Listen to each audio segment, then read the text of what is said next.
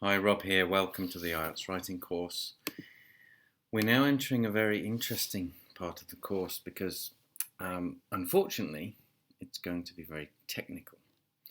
So, some people have studied grammar a lot and they understand lots of words to talk about the grammar, whereas other people have avoided it.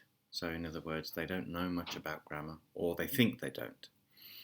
So, in this part of the course, we need to talk about lots of technical words. So it could be quite difficult for you. So my advice is to listen to it again and again and again. And also don't worry too much if it's confusing. If it's very difficult, don't worry. There are really some very basic ideas you can take from it. For example, what is a sentence? And some ideas like when I'm looking at my grammar, where is the verb and where is the subject? That simple thought would be enough. But anyway, some people love more technical stuff, so here we go.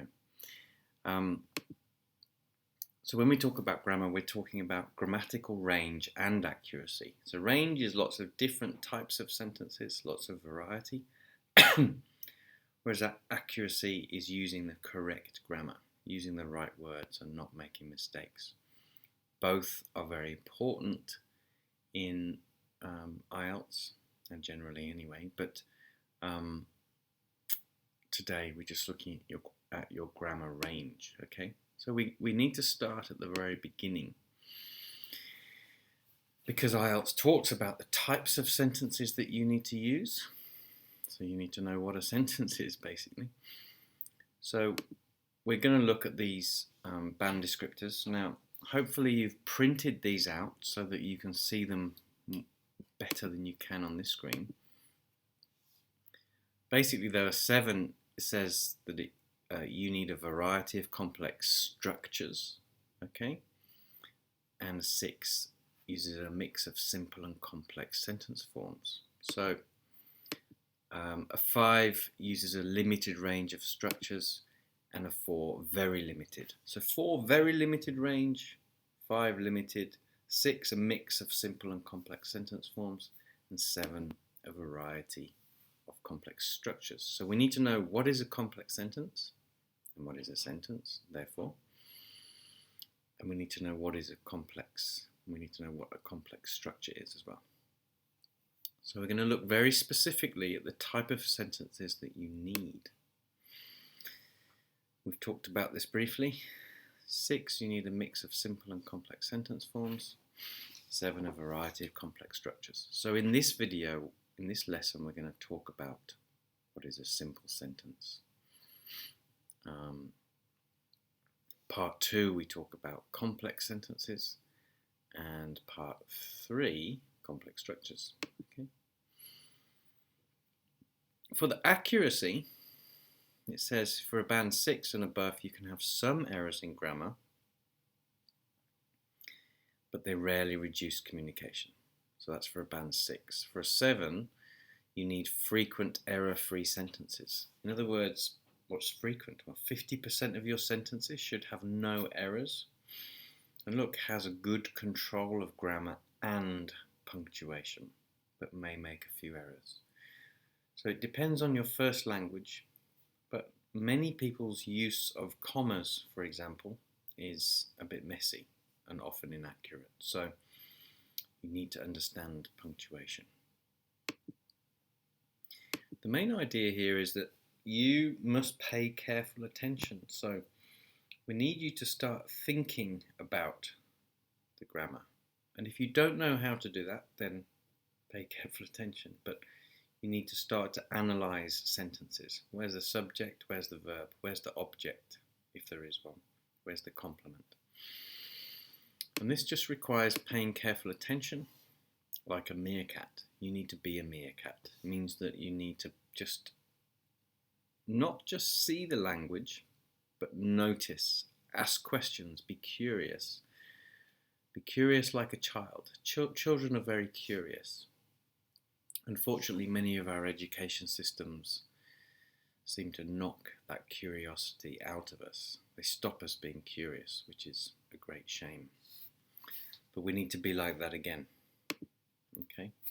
So you need to be a meerkat, which means looking at the language. What's that? What's that? Why is that there? Oh, there's that word again. What does it mean? So we need to use different types of sentences for speaking and writing. You need to show a variety, so lots of different types. You also need to understand them carefully in the listening and the reading tests. So analysing the types of sentences helps your listening and reading skills, and you'll find that the more difficult questions in the reading and listening, they are using complex structures and sentences to hide the answer, or to move the two halves of the sentence a long way from each other so that you're confused. So this is not just reading, writing and speaking, but also listening and speaking, listening and reading. So let's start at the beginning. What is a sentence? What is a sentence? Do you have any ideas? Look, a sentence is a subject and a finite verb. Okay, so this is where the language, the grammar gets a bit technical. It's a subject and a finite verb. Now, the reason I'm telling you all this is that when we get to the higher levels, when you need to get a band 8, we need to have even more technical conversations, and this becomes very important. So there's 3 types of finite verbs. We've got the present simple, the past simple, and auxiliary verbs.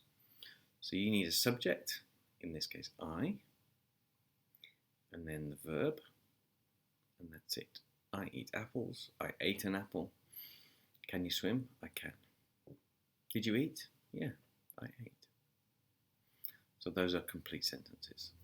So you'll notice this is the present simple, past simple, and auxiliary verbs. So in other words, all the continuous tenses, they have another auxiliary verb, don't they? They use the be verb. So I am eating, I was eating, I will be eating. I have been eating, I had been eating, I will have been eating. All the continuous tenses use the be verb. Whereas all the perfect tenses use have. I have been, I had been, I will have been, etc. So just the present simple and past simple use just the verb on its own, okay? Then we've got 3 non-finite verbs, the past participle, the present participle, and the infinitive. So with these verbs, we need to add another auxiliary verb. So for example, I have eaten, I am eating, I can't eat, something like that. Now, here, I think I've got another, yes. Understanding the past and present participles is essential, especially if you want to get an 8 or more. So it's also really important for a 7, but if you need an 8, the conversation changes. So a participle, what is a participle? Do you know? Any ideas?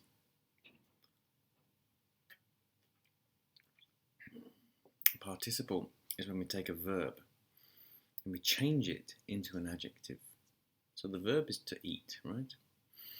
When we add ing or change it into the past participle, in this case it's irregular, that's also an adjective. So we take a verb like bore, she bores me, for example, and we can add ed, I am bored, that's my feeling, or the movie was boring, so that's the thing that gives me the feeling. So ing and ed, or the past participle, these are adjectives, okay? So, non-finite verbs. So with non-finite verbs, we need to add another verb, okay? We've got 4 types of sentence. Remember, IELTS sort of 6 is looking for a mix of simple and complex sentences. first of all, simple, compound, complex, compound, complex. Don't worry too much about number 4. We are focused on 1, 2 and 3. Let's go. So a simple sentence is a subject and a verb. There you go. I believe in the public health system. I subject, believe, verb. This one has an indirect object there. I can. There you go. I can, I must, I won't. According to her, I went out the door, down the stairs, onto the street, up the road to the pub, as well as the paper shop. Interesting, eh? That's quite long. So we're going to look at that a bit more. Now, a lot of people think, oh, my sentences are really long, therefore they must be complex. Well, unfortunately, that's not true. And indeed, this one has one subject and one verb. Look, I went. Did you go? I went. Everything else is extra information. These are prepositional phrases, which are technically adverbs. And so really when we look at this sentence, there's one subject and one verb. So you must start to learn to deconstruct, to understand what's happening in this sentence. But really, the basic idea is where's the subject and where's the verb, okay? That's the start of understanding a sentence. There it is, look, one subject, one verb. So don't think if you're writing really long sentences that it is necessarily a complex, because it might not be. Subjects and verbs. So we're going to make longer sentences, so combining clauses, using conjunctive adverbs or conjunctions. A clause is a subject and a verb, okay? So a clause, for example, I can is a clause. In this case, it's also a sentence, but we can have many clauses. When I try, comma, I can. I try, I can. When I try, I can. So let's have a look. So this is what we need to improve, all of us, all of you. So what's the answer to this question, hey? Pause the video and take a moment. I like music, full stop, comma, Lou prefers country. Something the setbacks they succeeded. Something he had listened. Oh, subject and verb, comma, okay. The sun was shining, comma, they stayed inside. So this has got subject. The sun was shining, they stayed, subject, verb. Okay, so think about the subjects and verbs. Think about what these words do. Not what they mean, because they all mean the same. They all mean contrast, two opposite ideas. Okay, so take a moment to think about that. Let's have a look, shall we? So the first one is however. So however is a transition, which can follow a full stop, and after that is a comma. Despite is a preposition, so preposition plus a noun, always. Despite the setbacks, they succeeded. Although, plus subject plus verb, comma, subject verb. The sun was shining, but they stayed inside. So really, number 1 is 2 simple sentences. Number 2 is a simple sentence. Number 3 is a complex sentence. Number 4 is a compound sentence. So although you could use all of these different words in different ways, they all mean the same, it's number 3 that's going to get you a higher score. So we need you to have this knowledge of, or awareness of, what kind of words I'm using, what kind of sentences I'm making. It's very, very important. Because really, the reader is going to be counting which sentences you're using. Let's have a look at this one for a moment. When I came from my country, comma, I was very nervous, comma, I didn't speak much English. It was the first time that I had moved away from home. I felt homesick for the first few weeks. So this comma here shouldn't be there. Ignore that one. So commas are an issue in this sentence. Everything else is perfect. So you need to pay attention to these small details as well, the commas. As I say, this could be the difference between a 6 and a 7 or a 7 and an 8. It can, because remember for 7 it said you must have good control of punctuation. So let's look at the problem with that sentence before. Here's another example. I like house music. Lou prefers country. Poor girl. Lou's my wife. She likes country music. I don't. Anyway, I like house music. But this sentence is wrong. Look at it. We've got our two subjects and two verbs. I like plus an object. Lou prefers plus an object. We need something there. So in many languages, in Portuguese, Spanish, French, Italian, you can separate a sentence with a comma. There's lots of different rules, but basically in English you can't. You cannot do that in English. It's the most common mistake by native speakers, but you can't do it. So we have to pay attention to these commas. We've got a punctuation lesson, of course, so make sure you watch that. We can fix it using a coordinating conjunction. Okay, when we use a coordinating conjunction, we are creating a compound sentence. Remember, compound means to put two things together. So, for example, in chemistry, H2O, hydrogen and two oxygens together. A compound noun in grammar. Alarm clock, two words but one thing. Football, foot and a ball. Actually those two join. So compound means things together. For and nor but or yet so. So remember this, fanboys. So subject verb, comma is optional, as I will show you, but you could have one of these. Here's the solution, look. I like house music, but these are opposite ideas. Lou prefers country. There you go. Comma's optional. Both okay. And there's no preference either. Don't worry about it. A complex sentence. So that's compound. So simple, subject verb, subject finite verb. Compound is subject verb, coordinating conjunction, fanboys. Subject verb. Complex sentence is a subordinate clause and an independent clause. Remember, a clause is a subject and a verb. We also call subordinate clauses dependent clauses. So it needs something else. For example, when I got to work this morning, right? It's not a sentence, is it? When you got to work this morning, what? What happened? So that's a dependent clause, a subordinate clause. It needs another half. When I got to work this morning, comma, Paul was already here. When I saw her.